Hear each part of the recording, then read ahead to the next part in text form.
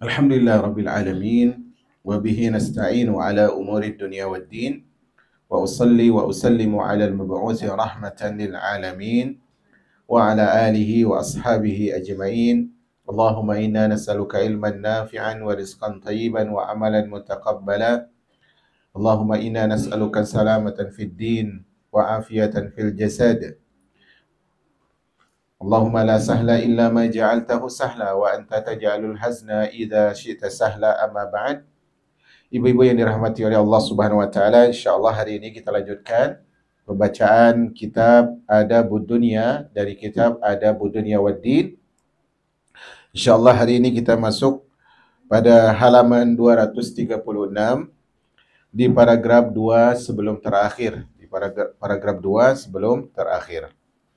Kalau ibu-ibu masih ingat, di pertemuan sebelumnya kita telah jelaskan bahwasanya seorang tersebut tentunya terkadang yang menjadikan dia untuk memilih pertemanan itu karena apa? Adanya kebutuhan.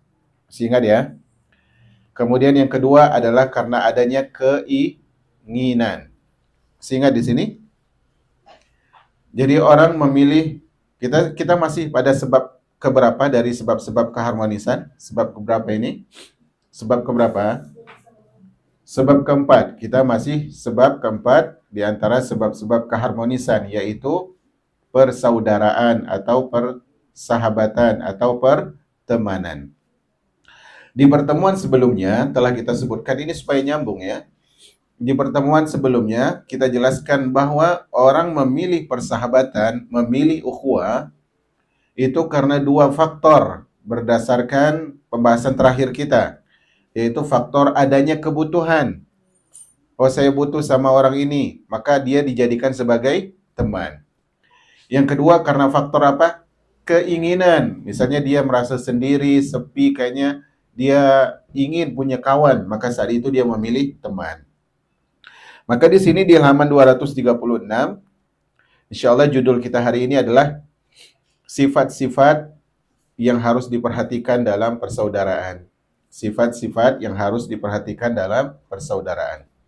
Dari dua hal di atas, halaman 236, paragraf 2 sebelum terakhir.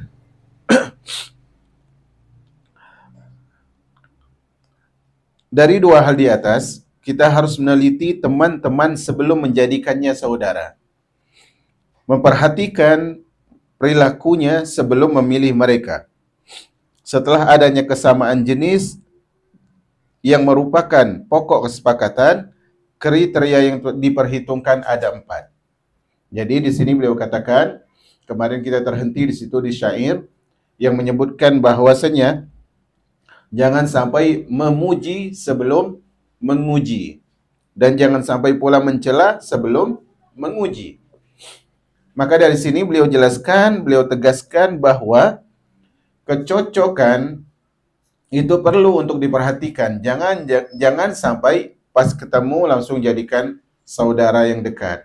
Jangan dijadikan sahabat yang dekat hanya dengan faktor baru ketemu. Beliau katakan tadi perlu apa? Perlu diteliti, ada kecocokan tidak? Karena di awal dulu kita sebutkan apa? Jiwa tersebut bagaikan satu kompi pasukan, kata Nabi SAW. Kalau dia saling cocok, dia akan langsung sinkron. Tapi kalau ada ketidakcocokan, dia akan saling berpaling. Nah, kemudian setelah ternyata ada kesamaan, kecocokan pokok yang mendorong kita untuk menjadikan dia sahabat. Di sana ada 4 perkara, yang harus kita perhitungkan. Inilah yang kita sebut 4 kriteria atau 4, apa judul kita tadi? Apa judul kita tadi? Nah, ini ada 4 perkara yang kita harus perhatikan dalam memilih persaudaraan. Pertama adalah, kriteria pertama adalah akal yang melimpah yang menunjukkan kebenaran. Haruslah atau penting memilih teman itu adalah teman yang berakal, teman yang tidak dungu. Karena dengan akalnya yang berfungsi, dengan akalnya yang melimpah, kalau bisa orang yang cerdas, ini akan menunjukkan kita pada kebenaran. akan menghadirkan kita banyak solusi. Apa kata penulis? Karena kedunguan tidak bisa melanggengkan sayang dan tidak bisa mengekalkan keistiqomahan seseorang. Jadi kalau kita salah pilih kawan, asal pilih yang penting kita temenan, yang penting saudaraan, yang penting sahabatan, maka kalau ternyata ini orang jahil, justru hubungan ini yang diharapkan kelanggengannya, keharmonisannya justru menjadi hubungan yang panas. Maka penting untuk memilih sahabat yang cerdas dalam persahabatan itu. Beliau sebutkan di sini diriwayatkan dari Nabi SAW, tapi wallahu a'lam bishawab. Saya berusaha cari juga lafaz hadis ini, saya tidak menemukan di kitab hadis. Ada hadis yang semisal, tapi itu pun hadisnya didhaifkan oleh para ulama. Tapi di sini kita bacakan maknanya, yaitu perkataan keji itu tercela, bersahabat dengan orang dungu itu kesialan. Dan ini jelas ya, kalau bersahabat dengan orang jahil itu justru bukan menghadirkan bahagia, tapi justru menghadirkan derita. Bukan menimbulkan suka, namun memunculkan duka. Maka kalau berteman dengan seseorang, jangan cari orang yang dungu. Jangan cari orang yang pandir. Jangan cari orang yang disebut oleh sebagian orang jahilnya kuadrat. Maka hal ini akan membahayakan seseorang. Di sini salah satu ahli hikmah berkata, permusuhan orang yang berakal lebih sedikit bahayanya dibanding kasih sayang orang yang dungu. Musuh yang pintar ini tidak terlalu bahaya bagi kita daripada teman yang jahil, yang dungu. Pertanyaan saya, kalau musuh itu pintar, bahaya nggak bagi kita? Bahaya tidak? Musuh yang pintar itu bahaya, tapi kalau harus dibandingkan dengan sahabat yang dungu, lebih bahaya sahabat yang dungu daripada musuh yang pintar. Di sini beliau kemukakan alasannya. Karena orang yang dungu bisa jadi membahayakan, tetapi dia mengira bahwa dia memberi manfaat. Dia kira perbuatannya itu maslahat, padahal perbuatannya itu mafsadat. Dia kira itu manfaat, padahal mudarat. Dia kira itu obat, padahal itu racun, karena kedunguannya. Sedangkan orang yang berakal, kalaupun dia musuh yang berakal, dia tidak melewati batas dalam bahayanya. Bahaya yang dibuat memiliki batas yang terkendali oleh akalnya. Jadi kalau musuh itu cerdas, musuh berakal, dia pun kalau menyiksa tidak akan melebihi batasnya. Berbeda dengan sahabat yang dungu, dia ingin memberikan kita manfaat, ternyata jatuhkan kita dalam kemudaratan. Ini penting ya. Memilih sahabat yang berakal. Bahaya orang bodoh tidak terbatas. Sesuatu yang terbatas itu lebih sedikit bahayanya daripada yang tidak terbatas. Karena kejahilan itu, jamaah yang berbahagia, kejahilan itu dampaknya tidak terbendung. Dampak buruknya itu tidak terbendung. Kebodohan itu, musibahnya tidak bisa dibatasi. Karena itu Islam membenci kejahilan. Islam mewajibkan umatnya menuntut ilmu. Karena memang kejahilan itu petakannya sangatlah besar. Al-Mansur bertanya kepada Al-Musayyab bin Zuhair, apa materi akal? Dia menjawab, duduk bersama orang-orang yang berakal. Jadi untuk menumbuhkan akal kita, mengembangkan akal kita, duduk bermajelis bersama orang-orang yang berakal, bersama orang yang bisa tadabbur, bersama orang yang bisa tafakkur, bersama orang yang mengerti aturan Allah Subhanahu wa taala, bersama orang yang berusaha menggunakan akalnya dalam ketaatan.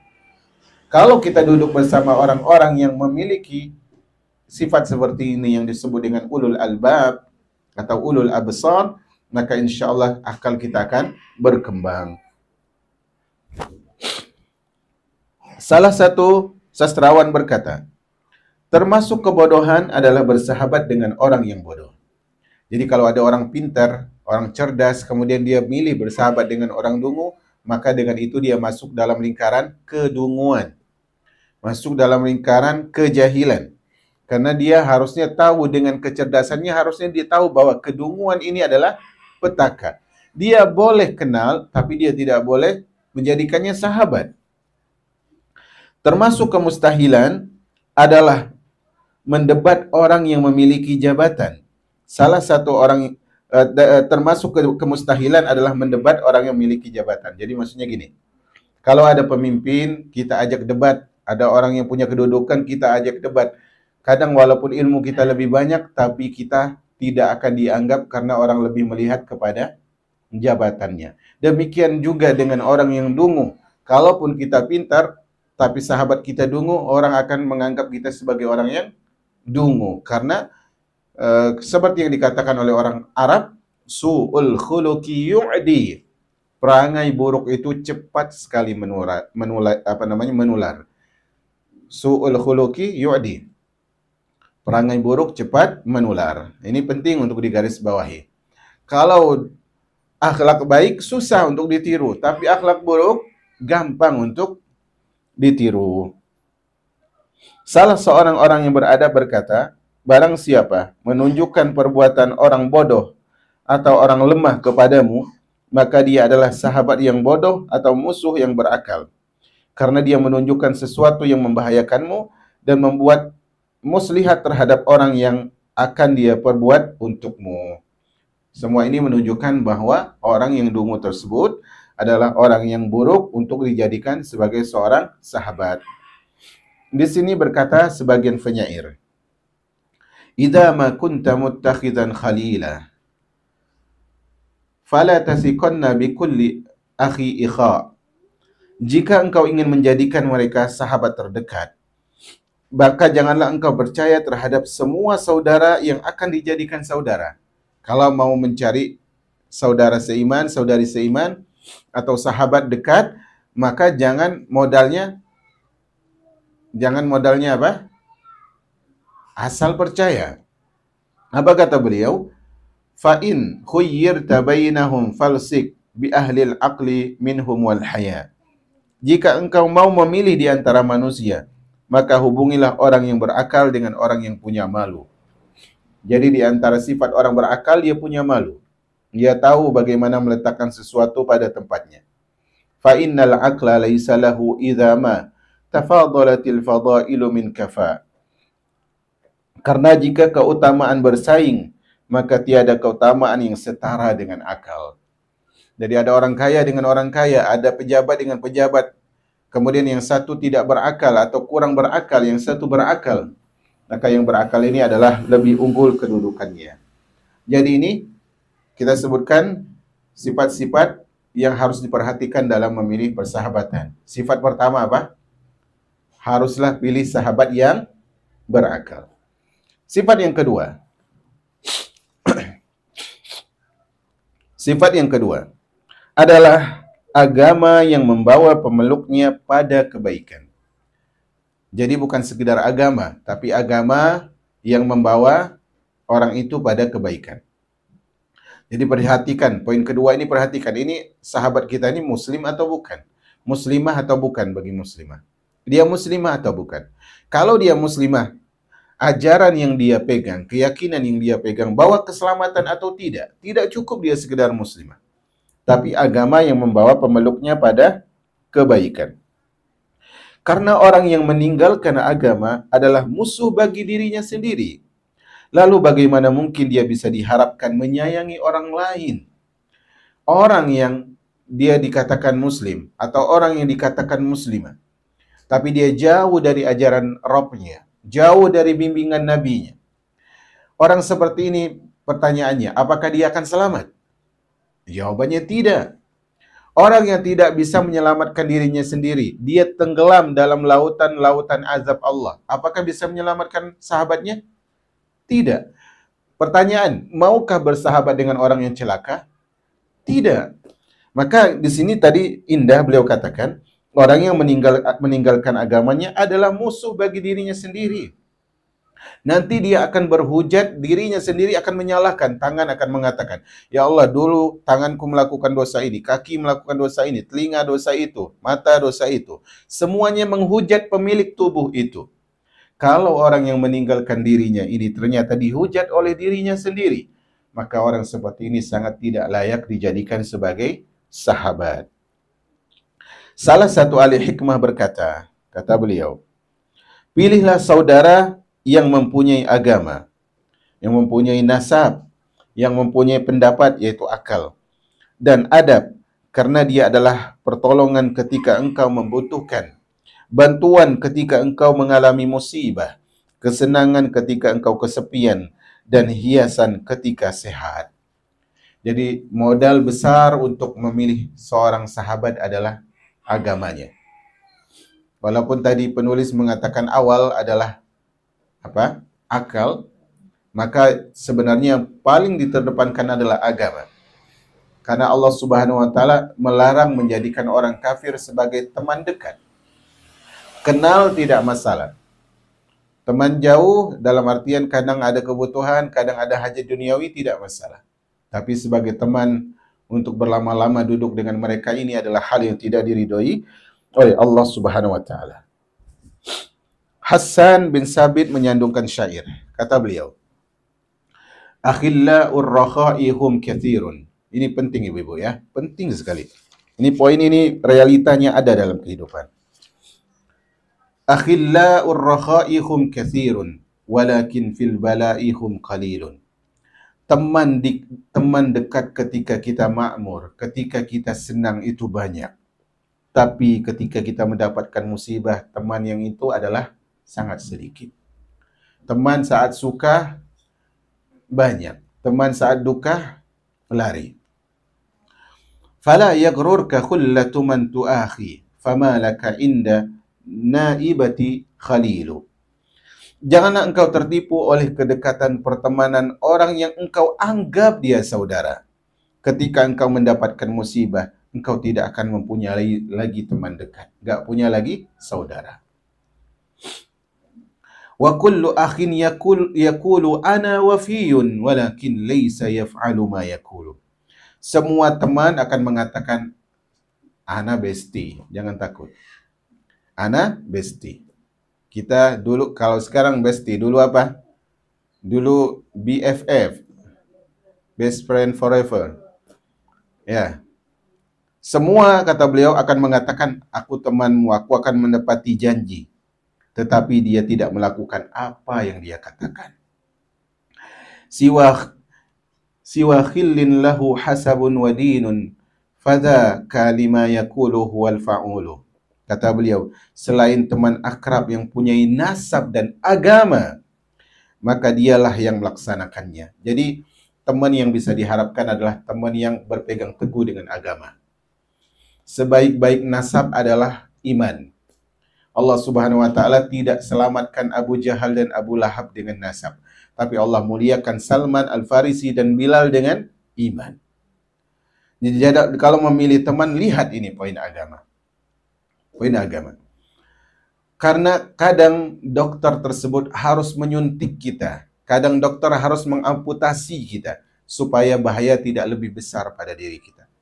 Kadang teman harus menegur kita, kata-katanya mungkin sakit karena menurutnya itu hal yang harus diucapkan saat itu, tapi apa? Ingatlah, itulah teman yang kita cari. Makanya kita katakan kemarin pepatah orang Arab apa? Sadiquka man sadaqaka la man saddaqaka.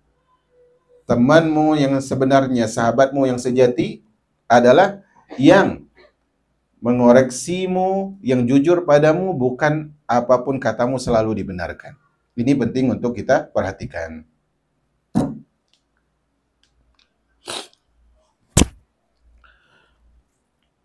Kemudian penyair lain mengatakan, man lam takun fillahi khullatuhu, man lam takun fillahi khullatuhu, fa khaliluhu minhu ala khatarin.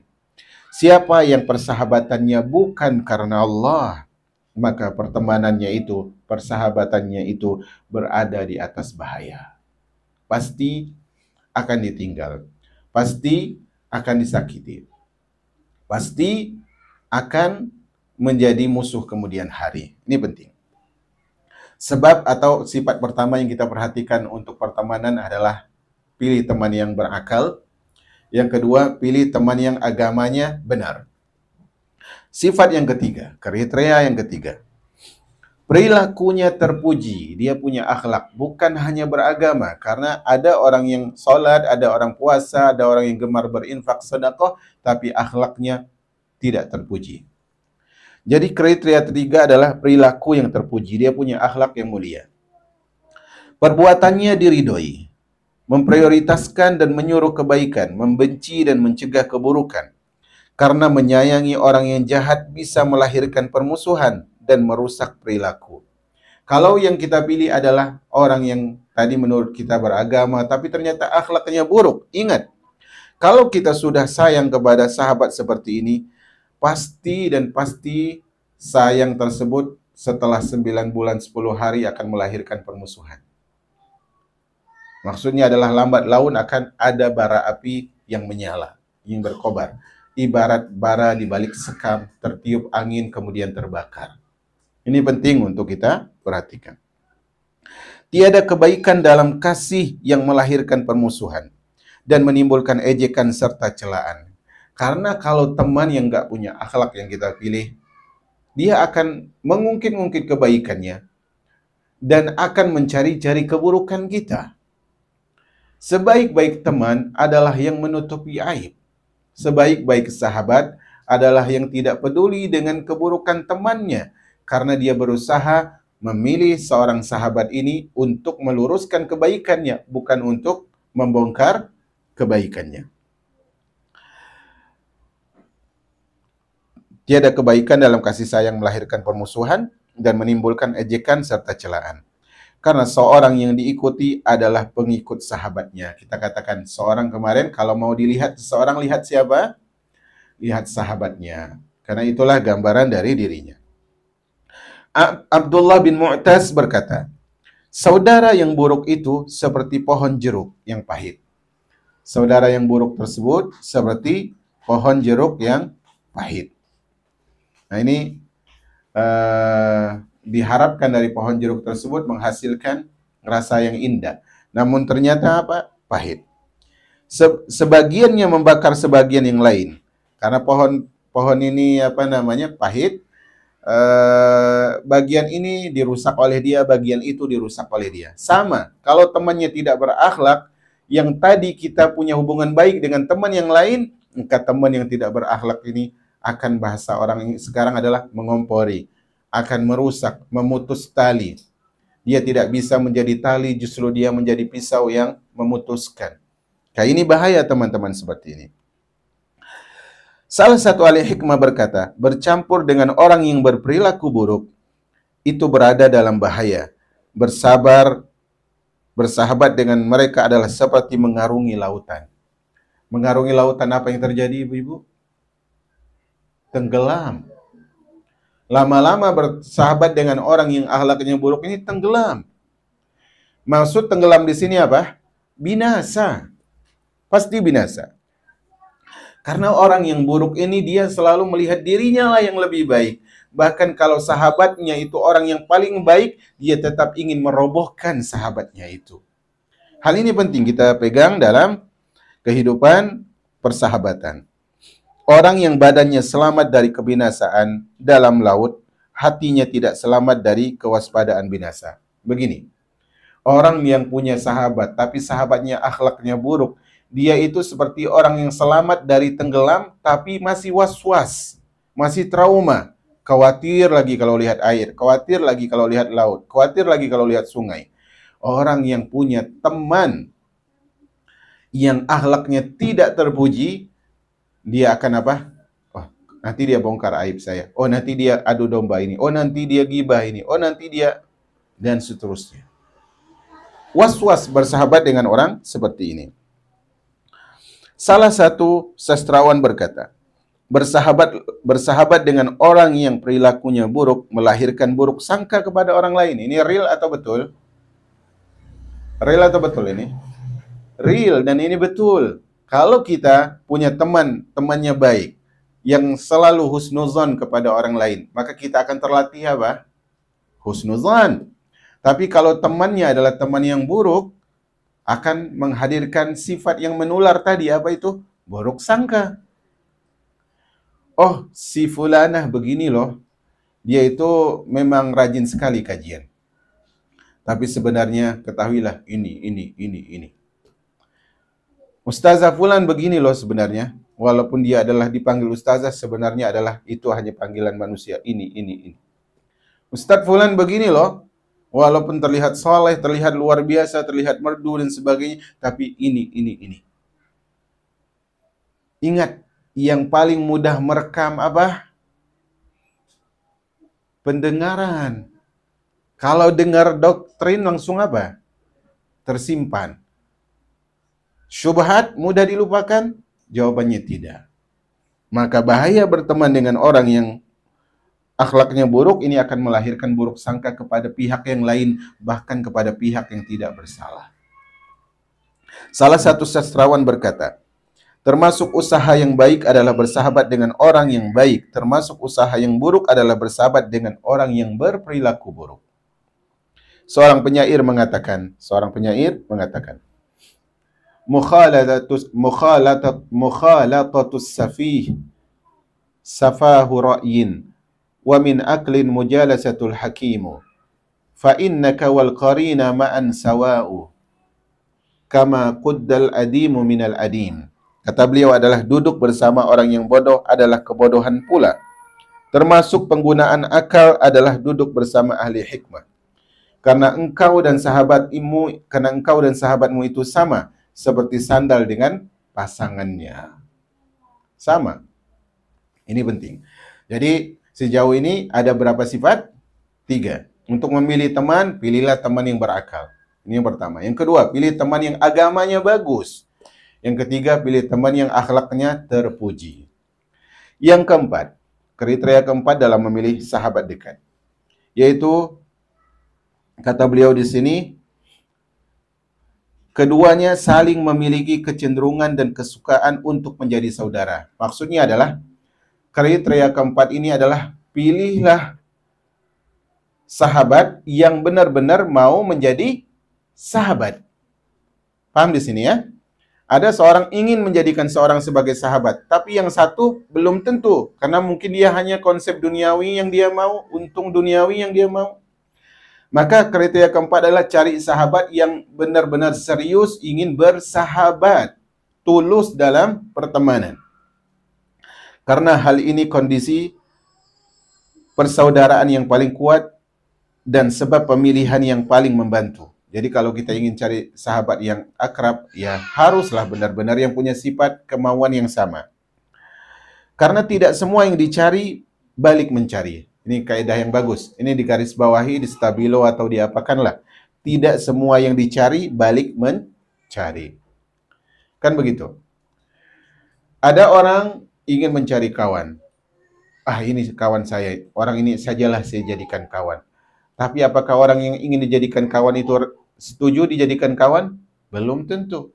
Ini ibarat bertepuk sebelah tangan. Ibarat bertepuk sebelah tangan.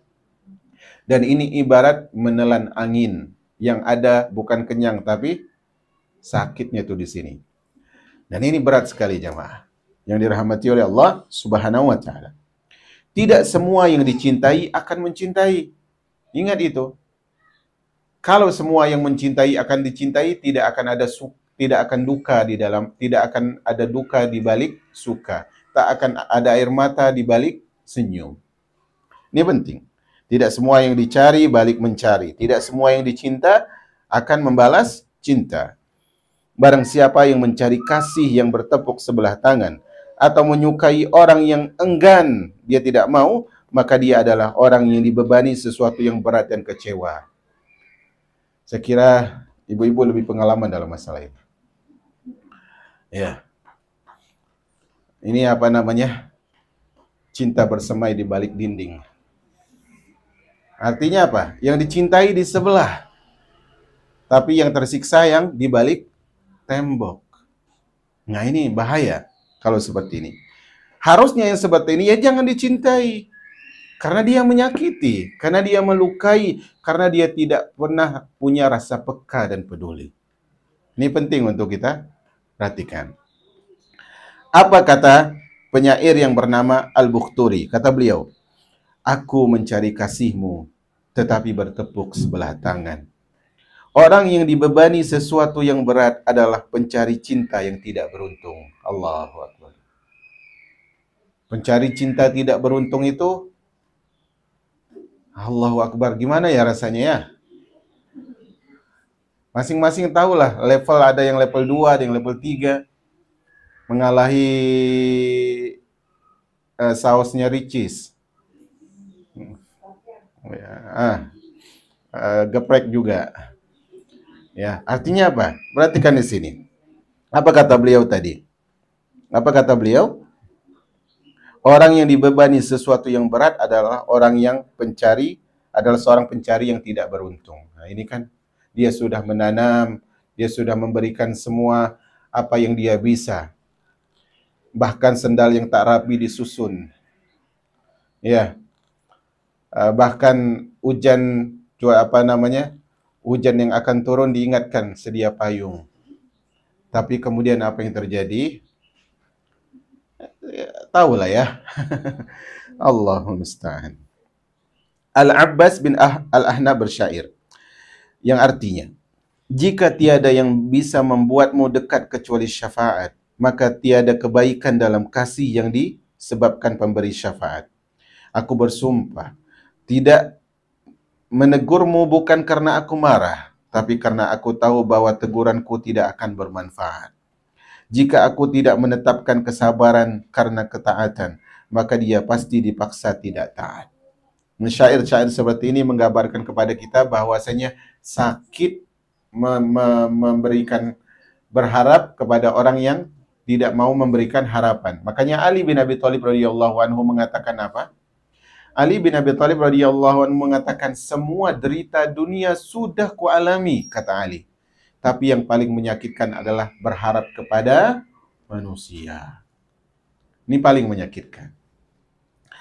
Jika seorang manusia mempunyai 4 kriteria di atas, apa tadi? Berakal, agamanya baik, akhlaknya terpuji, dan juga ingin menjadikan kita sebagai sahabat. Jika seorang mempunyai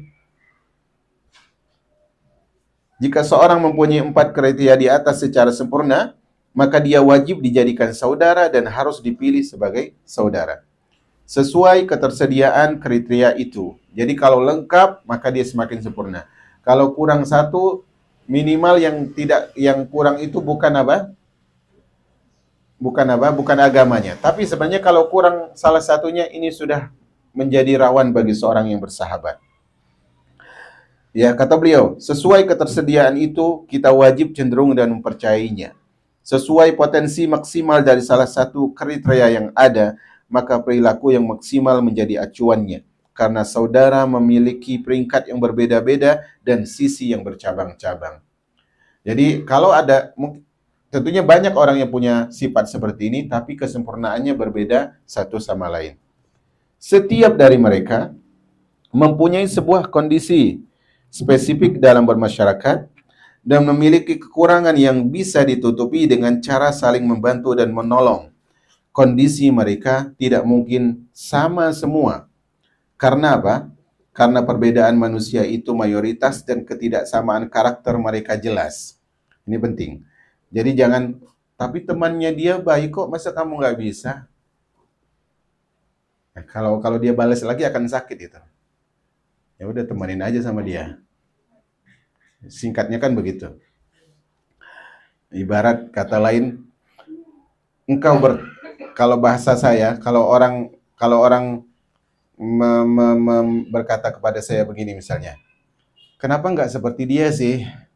Maka saya akan katakan kepada dia, engkau memilih malam sebagai sahabat, maka jangan menunggu mentari. Maka itu tidak bisa. Dia menjadikan sahabat sebagai malamnya, tapi dia berharap muncul apa? Matahari. Ini namanya tidak menghargai. Ini tidak menghargai. Nah, kata-kata seperti itu bisa diucapkan di hadapan suami. Dalam artian maksudnya puitisnya ya, bukan kata tadi. Ya, artinya kata-kata yang kiasan-kiasan itu lebih merdu dalam rumah tangga. Apalagi kalau suaminya peka. Kalau suaminya tidak peka, nah, itu bahaya juga. Kan seperti itu. Kemudian, Salah satu ahli hikmah berkata, manusia itu seperti pohon, dia menyerap air yang sama tetapi buahnya berbeda-beda. Artinya kalaupun yang ini punya 4 sifat, yang itu punya 4 sifat, apakah akan sama? Beda. Sebagaimana pohon yang sama tapi hasilnya pun berbeda. Mansur bin Ismail menyandungkan syair sebagai berikut. Anak cucu Adam itu seperti pepohonan. Pepohonan di bumi itu bermacam-macam. Ada pohon cendana, ada pohon kamper dan moringa, ada juga pohon yang ternyata paling utama. Yang ini bagus. Ketemu yang itu, oh ada yang lebih bagus. Yang sana, oh lebih bagus lagi. Dan begitu semakin ke atas dan juga semakin ke bawah. Kemudian kata beliau, ini bait-bait terakhir kita, karena sebenarnya saya kurang fokus hari ini. Dan saya minta doa kepada ibu-ibu, tapi saya harap tidak keluar kemana-mana. Hanya ibu-ibu yang hadir aja. Sebenarnya tadi saya mau cancel kajian karena istri saya bukaan 3, ya, dan ini anak pertama setelah 10 tahun, ya. Jadi tadi saya mau cancel, tapi semoga ini adalah kebaikan untuk istri juga dan calon bayi. Nah, jadi ini makanya saya agak kurang fokus sebenarnya. Makanya saya tidak jelaskan secara lama. Kita bacakan di sini. Barang siapa yang mengharapkan para saudara yang seluruh kondisinya sama, maka dia mengharapkan sesuatu yang uzur. Bahkan, seandainya seluruh sama, maka dia bisa jadi terdapat kekurangan dalam kedisiplinan. Karena tidak satu pun saudara yang bisa dimintai pertolongan dalam semua kondisi. Begitu juga mereka tidak diciptakan dengan karakter yang sama.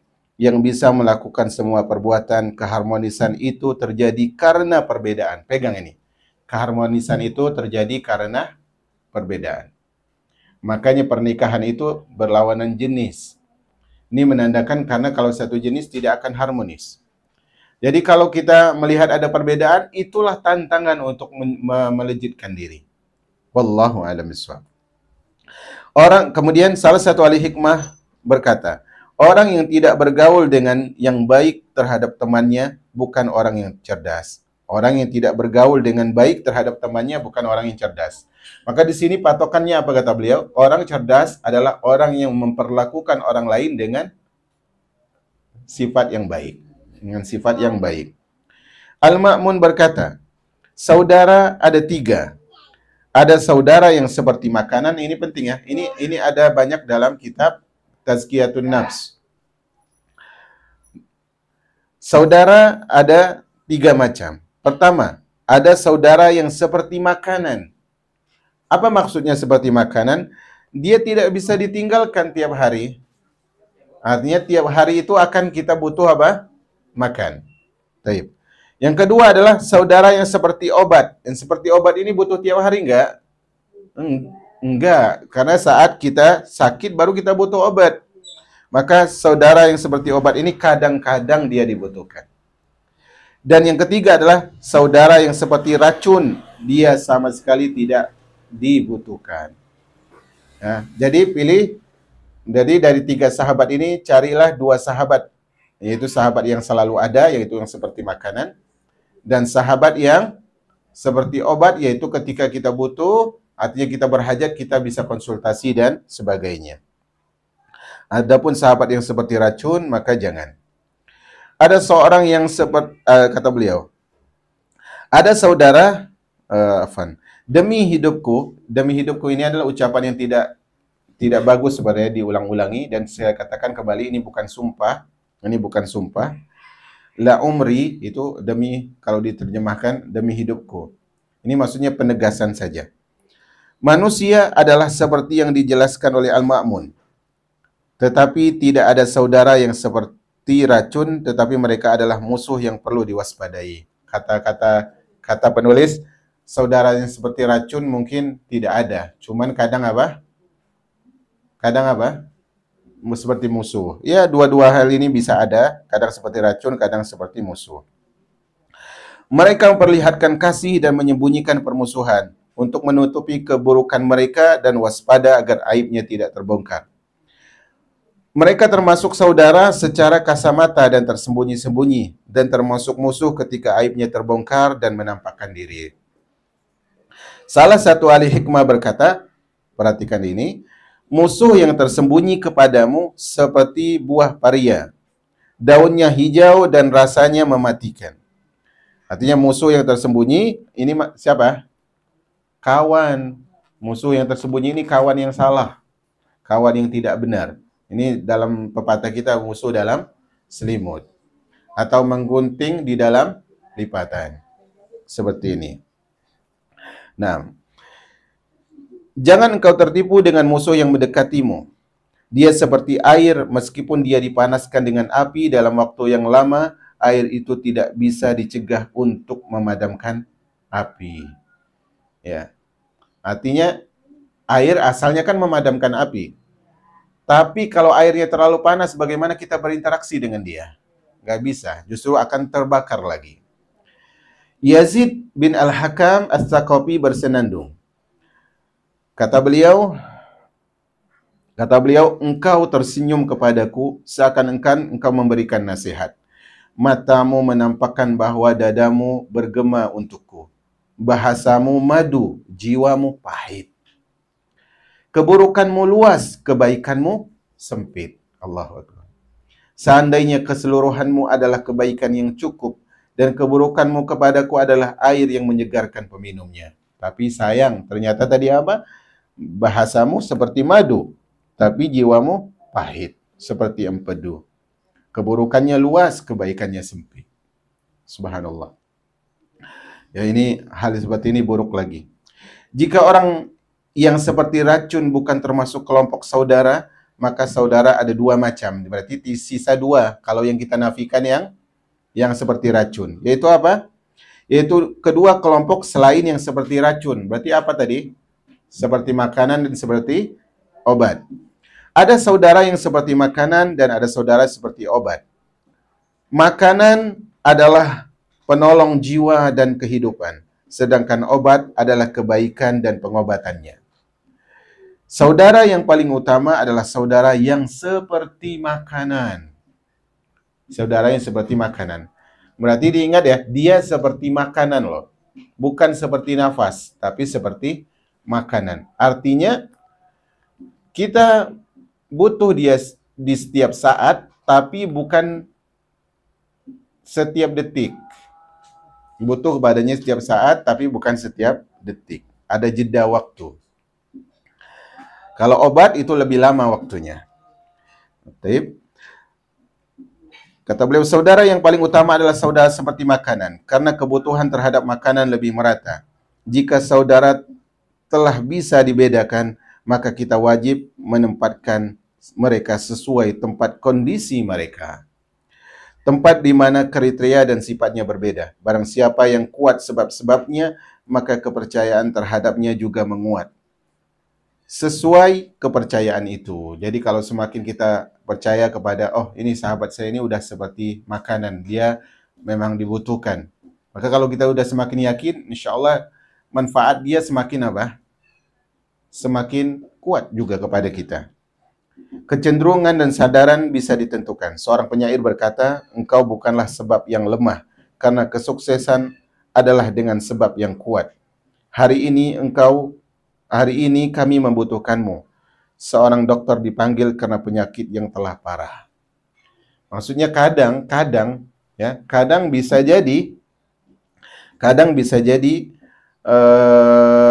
awal mula teman yang baik itu dikira biasa saja.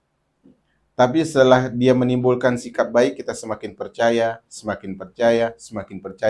maka maslahat yang kita dapatkan akan menjadi apa?